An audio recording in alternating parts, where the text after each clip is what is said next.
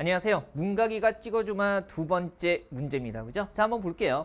적중 문제 2번은요. 가마에 대한 이해로 적절하지 않은 것은 해가지고요. 통사론에 관련된 부분입니다. 그동안에 우리가 통사론에서 문제가 나오게 되면 보통 높임 표현에 관련된 것들이 많이 나왔는데요. 이 부분은요. 피동사동과 관련해가지고요. 그죠? 다양한 측면들을 한꺼번에 물어보는 겁니다. 자, 차분히 한번 따져보죠. 적절하지 않은 것 얘기하고 있고요. 자, 1번 보면요. 가와 나를 통해 피동문이 되거나 사동문이 될 때 서술어의 자릿수의 변화가 나타난다는 것을 확인할 수 있다. 일단 가 보면요. 그죠? 능동문이 피동문으로 되는 거고요. 나 같은 경우는 주동문이 사동문으로 되는 건데 기본적으로 능동문을 봤더니요.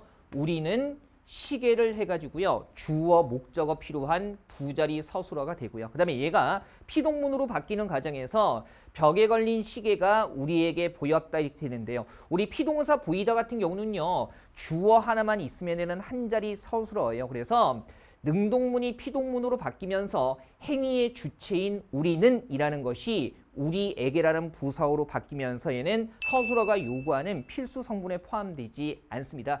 능동문이 피동문으로 바뀌는 것은요. 벽에 걸린 시계가 주어 하나만 필요한 한 자리 서술어가 되는 거예요. 그래서 일단 능동문이 피동문으로 될 때는요. 서술어의 자릿수가 하나가 줍니다. 자, 반면에 나 한번 보시면요.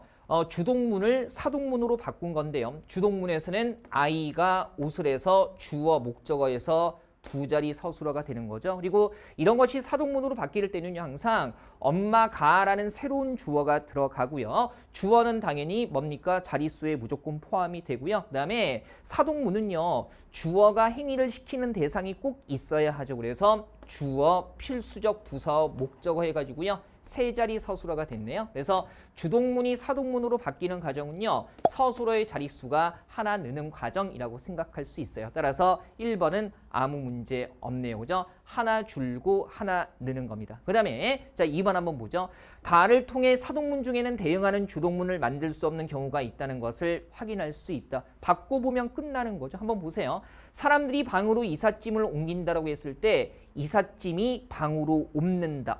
이런 주동문 안 되니까 우리 이미 학습했던 거예요. 대응하는 주동문 만들 수 없는 경우에 해당되는 거 맞아요. 그 다음에 3번 한번 가보죠. 라를 통해 접사에 의한 사동 표현은 직접 사동의 의미로 해석된다는 것을 확인할 수 있다. 보통 우리가요. 사동전미사 이히리기 우구추가 붙으면 주어의 직접적인 행동을 뜻하는 직접 사동과 그 다음에 말로 시키는 간접 사동 두 가지 의미를 지니게 되는데요. 이 라 예문 같은 경우는 재밌는 게 선생님께서 철수에게 책을 읽히셨다라고 얘기했을 때 이 읽히는 행위의 특성상 얘는 뭐만 가능해요?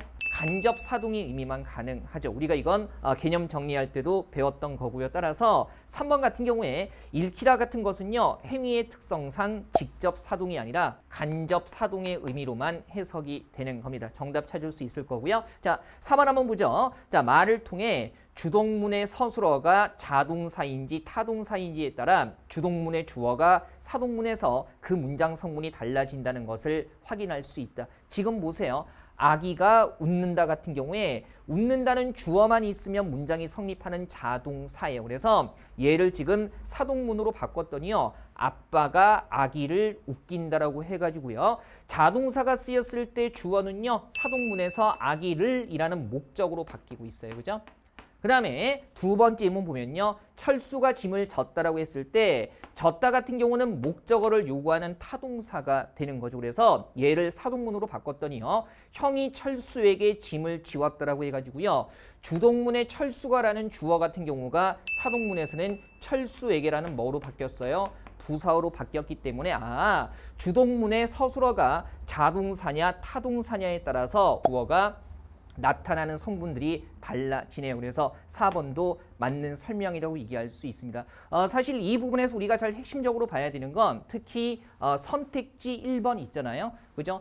능동문이 피동문으로 바뀌거나 아니면 주동문이 사동문으로 바뀌는 과정에서 서술어의 자릿수의 변화가 나타난다는 것은요. 2019년에 이론 문법하고요. 그다음에 학교 문법, 그다음에 그 이후에 2019년 공무원 기출 문제에서 새로운 유형으로 출제된 부분이기도 합니다. 그래서 이렇게 능동, 피동, 주동, 사동 관계에서 변하는 구체적인 양상 같은 거 꼭 정돈을 해둘 수 있어야겠습니다. 자, 찍어주기 문제 두 번째 이렇게 해서 정돈하겠습니다.